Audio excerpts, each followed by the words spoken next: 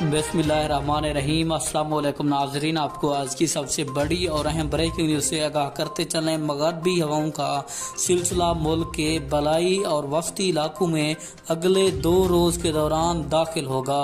मैं आपको मुकम्मल तफसील के साथ आगाह करता हूँ किन इलाकों और किन शहरों में बारिश होगी। तो उससे पहले आपने वीडियो को लाइक और चैनल को सब्सक्राइब लाजमी करना है ताकि आपको तमाम तर वीडियोज़ का नोटिफिकेशन सबसे पहले और बाआसानी मिलता रहे। तो आपका कीमती वक्त ज़ाया किए बगैर बढ़ते हैं वीडियो की जांच। आपको बताते चले आने वाले 3 दिन इंतहाई अहम करार दिए जा रहे हैं। मुल्क के बेशतर मैदानी इलाकों में मौसम शदीद गर्म और खुश्क रहेगा। तमाम वस्ती और जनूबी पंजाब में और ज़ेरी खैबर पख्तूनख्वा में आंधी चलने के अलावा बलाई खैबर पख्तूनख्वा, कश्मीर और गिलगित बल्तिस्तान में बाद आज दोपहर शाम बाज़ मकामात पर बारिश हो सकती है। इस्लामाबाद और खिता पटवार में शाम में आंधी और गरज चमक के साथ हल्की बारिश की तवक्को है।